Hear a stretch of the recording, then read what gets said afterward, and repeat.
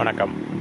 ஐந்து கரத்தனை ஆனை முகத்தினை இந்தில் இளம்பிறை போலும் ஏற்றனை நந்தி மகந்தனை ஞானக் கொழுந்தினை புந்தியில் வைத்தடி போற்றுகின்றேனே.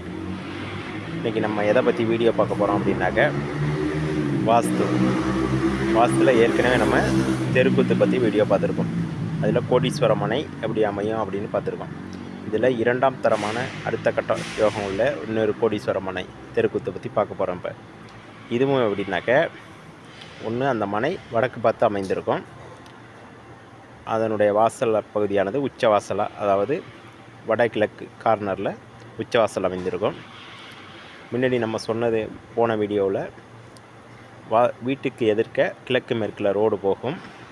வடக்கிலிருந்து ஒரு ரோடு வந்து வடகிழக்கு கார்னரில் அந்த உச்சவாசல் பகுதியில் கிராஸ் ஆகும் அப்படின்னு நம்ம சொல்லியிருந்தோம். இப்போ எப்படின்னாக்க, நம்ம வீடு வடக்கு பார்த்து அமைந்து அதே போல் கிழக்கு மேற்கில் ரோடு நம்ம வீட்டின் முன்புறம் போகணும். இப்போது ரோடு வந்து கிழக்கு புறமாக வந்து நம்ம வீட்டினுடைய அந்த வடகிழக்கு கார்னரில் கிராஸ் பண்ணணும். இப்படி இருந்தால் இது இரண்டாம் தரமான ஒரு கோடீஸ்வர யோகம். இந்த அமைப்பு உடையவர்களும் நல்ல வசதி வாய்ப்போட செல்வ செழிப்போட வாழ்வாங்க அப்படிங்கிறது பொதுவான ஒரு விதி. இதையும் நீங்கள் ஆராய்ச்சி மூலம் தெரிஞ்சுக்கலாம்.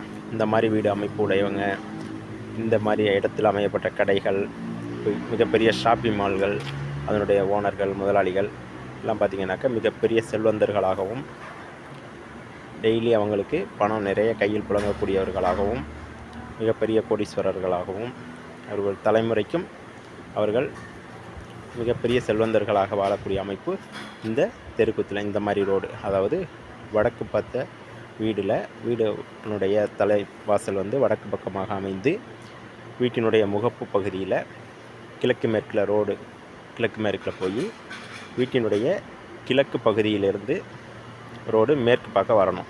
வந்து அந்த வீட்டினுடைய வடகிழக்கு கார்னர் பகுதியில் தெற்கு பார்க்க திரும்பணும். இப்படி இருக்கக்கூடிய ஒரு அமைப்பு மிகப்பெரிய ஒரு கோடீஸ்வர அமைப்பு. நமது நேயர்கள் ஆள்போல் தலை தலைத்து அருகது போல் வேரூன்றி மூங்கில் போல் கிளை கிளைத்து முடியாமல் வாழ்ந்திருக்க வாழ்கவென வாழ்த்தி வளர்கிறேன். நன்றி, வணக்கம்.